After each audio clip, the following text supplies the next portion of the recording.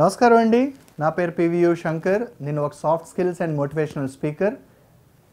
ఇవాళ టాపిక్ వచ్చి why should we hire you.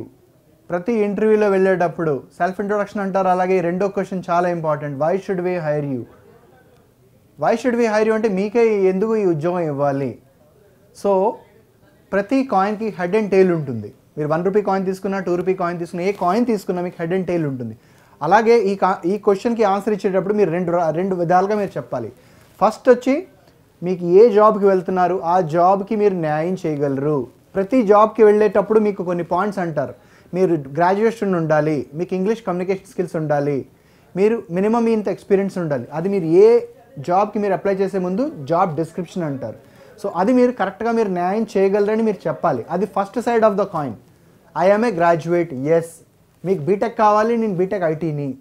Good communication అన్నారు, గుడ్ కమ్యూనికేషన్. ఈ సర్టిఫికేషన్స్ అడిగారు, ఆ సర్టిఫికేషన్స్ నా దగ్గర ఉన్నాయి. సో నేను మీరు ఇచ్చిన జాబ్ ప్రొఫైలు, జాబ్ రోల్ని నేను జస్టిఫై చేయగలను, నేను న్యాయం చేయగలను. ఇది one side of the coin. Second side of the coin రాగానే మీరు అచీవర్గా చెప్పాలి. Second side of the coin is achievements. అచీవ్మెంట్స్లో మీరు మీ అకాడమిక్ అచీవ్మెంట్స్ గురించి మీరు చెప్పాలి. అకాడమిక్ అచీవ్మెంట్స్ అంటే మీ పర్సంటేజ్ గురించి చెప్పాలి. 10th ఇంటర్మీడియట్లో, గ్రాడ్యుయేషన్లో, పోస్ట్ గ్రాడ్యుయేషన్లో. ఎందుకంటే ప్రతి ఎంప్లాయర్కి కావాల్సింది ఏంటంటే ఈ క్యాండిడేట్ ఎవరైనా కొత్తగా నేర్చుకోవాలన్నా, కొత్తగా మోల్డ్ అవ్వాలన్నా, ఏ టీంలో అయినా the employee should be a good student. Good student అంటే ప్రతిదీ మీరు నేర్చుకునేటట్టు ఉండాలి. మనకి అంత తెలిసినట్టు ఉంటే మీకు సరిపోదు. మీరు ఎంత గ్రాడ్యుయేషన్ చేసినా, పోస్ట్ గ్రాడ్యుయేషన్ చేసినా, you are a student only. ఒకసారి మీరు జాబ్ మార్కెట్కి వెళ్తున్నట్టయితే మీరు ఫ్రెషర్. సో మీరు మీ బాస్ దగ్గర మీరు రిపోర్ట్ చేసేటప్పుడు మీరు బాస్కి మీరు మంచి స్టూడెంట్గా మీరు చెప్పాలి. అందుకే మీరు అకాడమిక్ అచీవ్మెంట్స్ మీద మీరు ఫోకస్ చేయాలి. నాకు 10th ఇంత వచ్చింది, ఇంటర్మీడియట్లో, గ్రాడ్యుయేషన్లో, పోస్ట్ గ్రాడ్యుయేషన్లో. That shows that you are a good student. Number 2, మీరు బిజినెస్ అచీవ్మెంట్స్ మీద మీరు ఫోకస్ చేయాలి. నేను చేసిన ప్రాజెక్ట్స్, గ్రాడ్యుయేషన్లో, పోస్ట్ గ్రాడ్యుయేషన్లో చేసిన ప్రాజెక్ట్స్ నన్ను మెచ్చుకున్నారు అంటే మీకు ఆ క్వాలిటీ ఉంది. మీకు మిమ్మల్ని ఫ్యాకల్టీస్ మెచ్చుకున్నాయి అంటే ఎంప్లాయర్కి ఒక సెన్స్ ఆఫ్ కమ్యూనికేషన్ వెళ్తుందంటే ఈ పర్సన్ని మనం నెక్స్ట్ రౌండ్కి పంపించవచ్చు. Number 3 is your cultural achievements. Extrovert. ప్రతి కంపెనీలో ఏ జాబ్ చేయాలన్నా ఇది ఒక టీమ్ యాక్టివిటీ. టీంలో ఆడవాళ్ళు ఉంటారు, మగవాళ్ళు ఉంటారు. సో బయట నుంచి ఏ వ్యక్తి వచ్చి ఆ టీంలో జాయిన్ అయ్యేటప్పుడు ఆ టీంలో డిస్టర్బెన్స్ అవ్వకూడదు. అలాగే టీంలో ఎటువంటి టీంలో అయినా ఆ ఎంప్లాయీ అడ్జస్ట్ అవ్వాలి. సో మీరు కల్చరల్ యాక్టివిటీస్లో పార్టిసిపేట్ చేస్తున్నట్టు అంటే, మేము ఎన్ఎస్ఎస్లో ఉన్నాను, ఎన్సీసీలో ఉన్నాను, చాలా కాలేజెస్లో పార్టిసిపేట్ చేశానంటే ఆ ఫీచర్లో ఏం తెలుస్తుందంటే ఆ ఫీచర్ చెప్పేటప్పుడు మీరు ఒక ఎక్స్ట్రోవర్టు. మీరు ఎటువంటి టీంలో అయినా మీరు ఈజీగా మోల్డ్ అవ్వచ్చు. Employer needs that. Number 4 is different. Number is your enthusiasm. మీ full of enthusiasm. And number 5 is flexible. ఈ పాయింట్స్ చెప్పినట్టయితే మీరు ఆ క్వశ్చన్కి మీరు జస్టిఫై చేస్తున్నట్టు. Why should we hire you. మీకే ఎందుకు జాబ్ ఇవ్వాలి, ఈ ఉద్యోగం మీకే ఎందుకు ఇవ్వాలి అని అడిగినప్పుడు ఆ కాయిన్ గురించి మీరు చెప్పండి.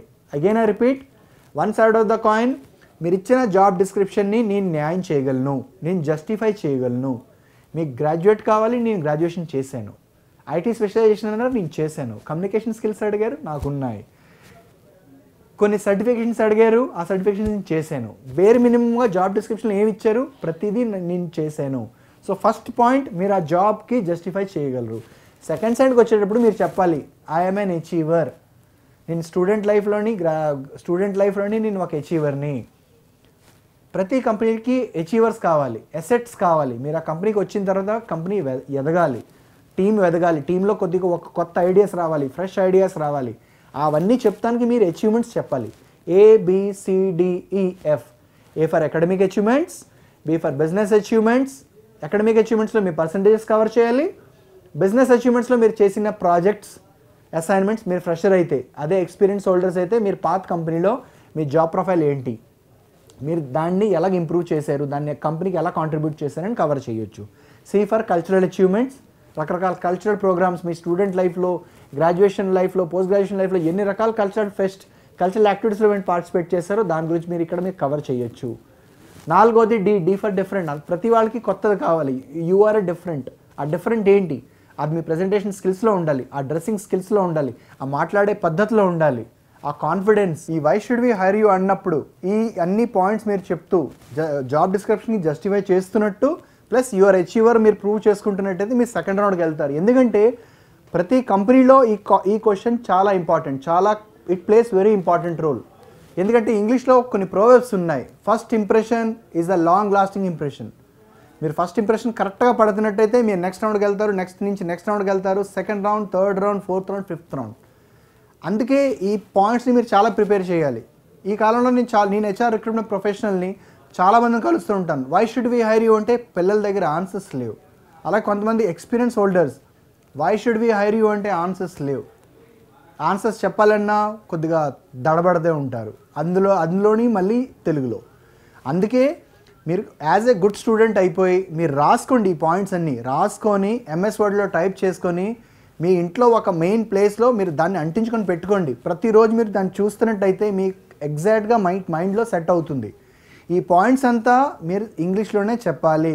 Why should we hire you అంటే టోటల్ పాయింట్స్ అంతా మీరు why should we hire you అంతా మీరు ఇంగ్లీష్లోనే చెప్పాలి. తెలుగులో చెప్తే అవ్వదు, ఎందుకంటే English is a corporate language. అలాగే మీకు ఫస్ట్ ఇంప్రెషన్ కరెక్ట్గా మీకు పడినట్టయితే మీకు నెక్స్ట్ రౌండ్కి వెళ్తారు, థర్డ్ రౌండ్కి వెళ్తారు. ఈ రౌండ్ మీరు క్లియర్ చేయాలి. ఈ రౌండ్ మీరు క్లియర్ చేయలేదు అంటే మీరు ఫర్దర్ రౌండ్స్కి వెళ్దు. Again you have to reinvent the entire wheel. మళ్ళీ మీకు మొదలుగా వస్తుంది. సో అందుకే why should we hire you అన్నప్పుడు ఈ పాయింట్స్ అంతా మీరు కరెక్ట్గా ప్రిపేర్ చేసుకొని దాన్ని కరెక్ట్గా డ్రాఫ్ట్ చేసుకొని ఎంఎస్ వర్డ్లో మీరు తయారు చేసుకొని ప్రింట్ చేసుకొని ఒక ప్లేస్లో పెట్టుకోండి. ప్రతిరోజు పొద్దున్న లెగ్గానే రాత్రి పడుకునేటప్పుడు ఒక్కసారి చూసుకుంటున్నట్టయితే మీకు మైండ్లో కరెక్ట్గా సేవ్ అవుతుంది. Why should we hire you common, అది స్కైప్ రౌండ్ అవ్వచ్చు, ఫేస్ టు ఫేస్ అవ్వచ్చు, టెలిఫోన్ అవ్వచ్చు. Why should we hire you అనగానే ఈ పాయింట్సే చెప్పాలి. ఒకటి, జాబ్ డిస్క్రిప్షన్ని నేను జస్టిఫై చేస్తాను. Second thing, I'm an achiever. నేను మీ కంపెనీకి వస్తున్నానంటే నేను మిమ్మల్ని మీ కంపెనీకి ఒక వాల్యూ యాడ్ తీసుకొస్తాను. ఆ కాన్ఫిడెన్స్లో మీరు మాట్లాడాలి. దాని తగ్గట్టుగా మీరు మిమ్మల్ని ప్రెజెంట్ చేయాలి. దాని తగ్గట్టుగా మీరు మిమ్మల్ని పొజిషన్ చేసుకోవాలి. దాని తర్వాత ఈ for enthusiasm. Last one is F for flexible. మీరు త్వరగా రమ్మంటారా, నేను వస్తాను. లేట్గా వెళ్ళమంటారా, లేట్గా వెళ్తాను. కొత్త టెక్నాలజీస్ నేర్చుకోమంటారా, నేర్చుకుంటాను. మీరు ఏం చెప్తారు, నేను ప్రతిదానికి సిద్ధం, ప్రతిదానికి నేను ఫ్లెక్సిబుల్గా ఉన్నాను. అలాంటి వాళ్ళనే కంపెనీస్ ఎంటర్టైన్ చేస్తున్నాయి. నేను 6:30కి వచ్చేసి 9కే నేను వెళ్ళిపోతాను, నాకు అన్నీ తెలుసు అన్నట్టయితే జాబ్స్ రావు. మీరు వన్స్ ఎంప్లాయర్ బ్యాక్గ్రౌండ్కి వెళ్ళినప్పుడు మీరు ఫ్లెక్సిబిలిటీగా ఉండాలి. మీరు ఫ్లెక్సిబుల్గా ఉండాలి, ఫ్లెక్సిబుల్గా వాటర్లాగా ఉండాలి. అది మీరు వాటర్ అంటే ఎలాగండి, మీరు టీ పెట్టుకోవచ్చు, బట్టలు తుక్కోవచ్చు, తాగొచ్చు. అదే మీరు చల్లగా చేసుకోవాలంటే ఫ్రిడ్జ్లో పెడితే మీకు ఐస్ క్యూబ్స్గా. అంత ఫ్లెక్సిబుల్గా ఉండాలి.